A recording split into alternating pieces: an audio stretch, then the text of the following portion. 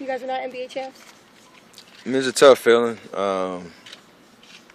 was a rough night, kind of reliving the game and how it all unfolded over and over and over and over again, and thinking about things I could have done better personally. It's kind of probably the theme of the summer when you think about basketball, but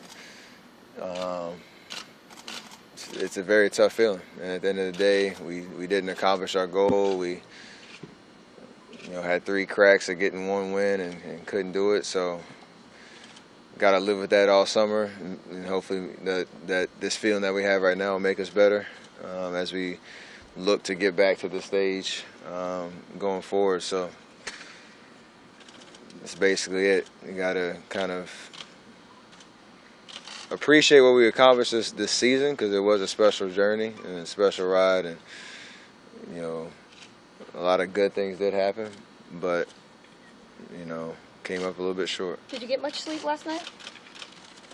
A good amount. I kept waking up though, and then it was a very surreal kind of just sitting in your bed, staring at the ceiling, thinking about or realizing that the season was over. So tough. Huh? Pretty much the whole fourth quarter, and how it kind of just got away from us. I talked about yesterday, there were probably 3 or 4 possessions where I personally settled, looking for a big 3 when that's not what the possession called for. And obviously, make or miss, maybe we're having a different conversation, but when you don't execute like that, it haunts you. So it's a tough feeling. Steph, on that fast break play you made the pass to Iguodala, I'm wondering, at what point did you see LeBron in your peripheral vision, and then how did you see the rest of the play unfold from your perspective?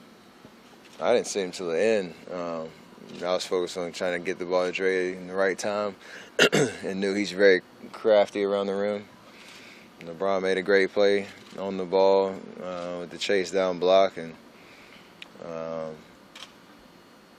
he just made a great play. That's pretty much all you can say. Steph, the Warriors have 8 free agents, 4 unrestricted, 4 restricted. What's your gut feeling? Are you guys going to have a similar look next year? I mean, I don't know. There's, like you said, there's a lot of decisions that have to be made, and a lot of time to hopefully figure that out. We got a great roster right now that has obviously accomplished a lot, and have put ourselves in a pretty good position in the last 2 or 3 years. So,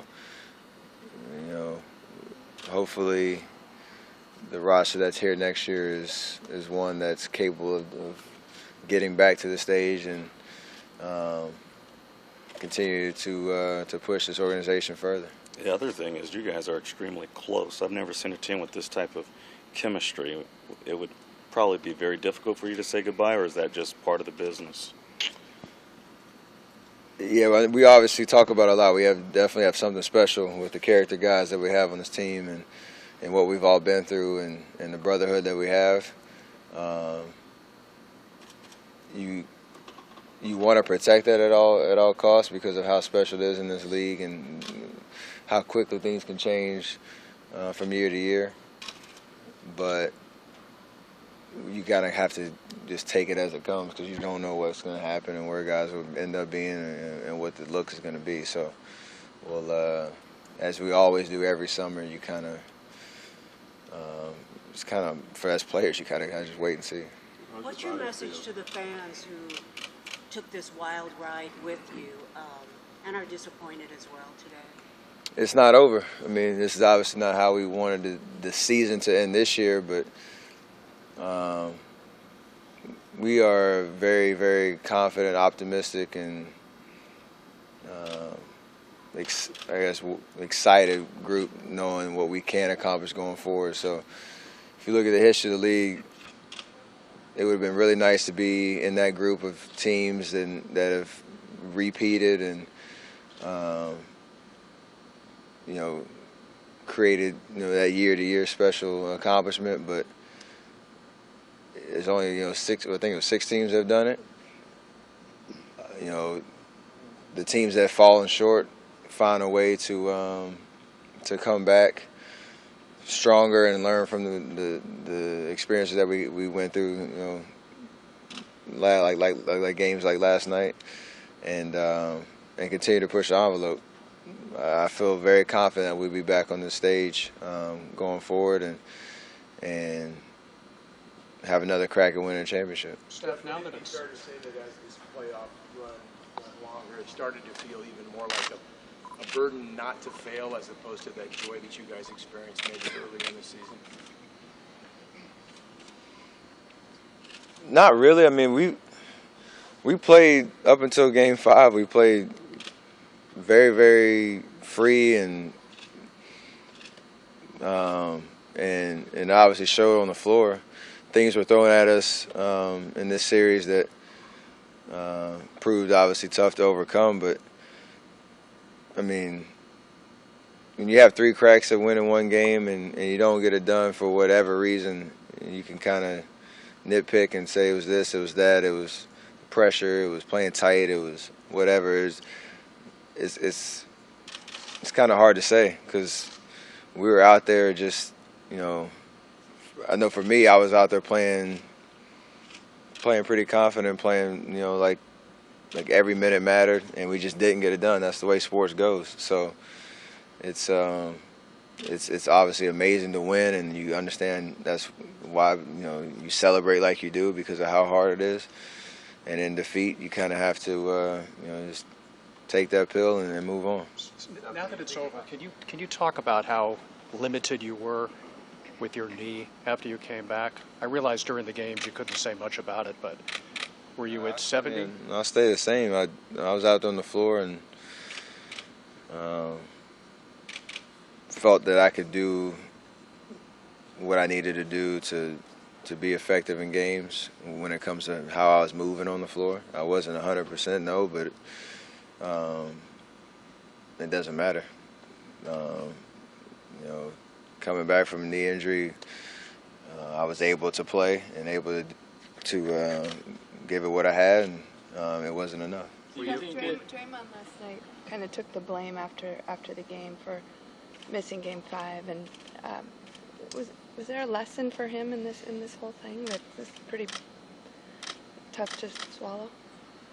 I think it's kind of unfair for him to say that.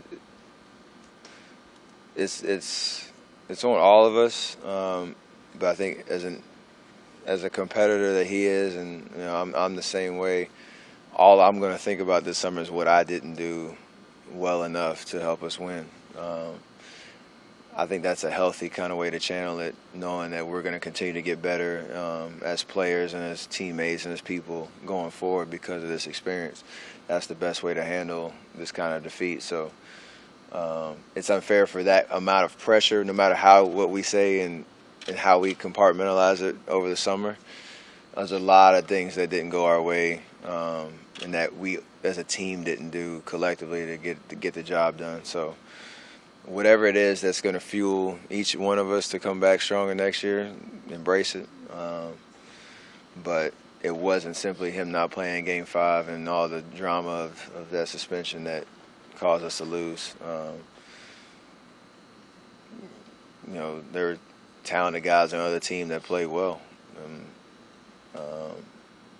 And you can't discredit that either. What do you expect this summer of rehab and rest? Do you have a strategy for the off season, personally?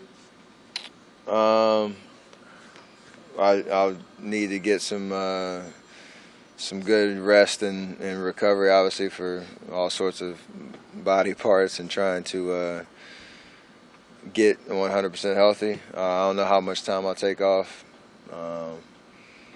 but once I get back on the floor, it's kind of business as usual of my preparation, knowing what I do to get ready for training camp.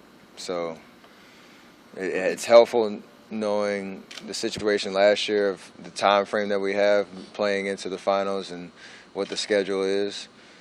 With a quick turnaround, September will be here before you know it. So Um, I'll definitely hopefully take advantage of the time, especially in the next 2 or 3 weeks to get healthy first and then go from there. I just want to get back to the whole kid thing, because I have kids, and they come away from it, and they don't really know they don't know what to say or feel. Some of them feel down, some of them feel angry. It's just your team's not doing well, or you spent all year with the team doing great. What do you say to kids in terms of the ups and downs about sports moving on? Well, as a dad, my daughters are still young enough where they know they're going to dad's game, but they don't know kind of the result. I think in the car yesterday, I had a moment. I told Riley, we didn't win, and she looked at me. She's like, I know. It's okay. And I'm like, well, I used that moment to tell you, I mean, in sports, you win some, you lose some, but we had a great night as a family, and everybody that came to the game with me. When we went back to the house, it wasn't as lively as a celebration kind of get-together would have been, but it was still a moment to appreciate all the good things that have happened along the way, on and off the court, and keeping that perspective. This game means a lot to us as players and to the fans and anybody who has a vested interest in the game. But at the end of the day, it's still life, and you can still win at life knowing we didn't get a championship this year. And you got to keep that perspective to maintain the integrity of what you do. So much of the discourse around the nation, Steph, will be about how you didn't perform or what you didn't do in the finals. How do you handle that, considering you are the MVP? I take it on the chin because I know I didn't play my best, and that's something that I'll have to deal with. That's my own expectation and my own kind of self-assessment. I don't need anybody else to tell me that. I don't need analysts all summer and breaking it down why I didn't do this, why I didn't do that. My team didn't win. I didn't play my best.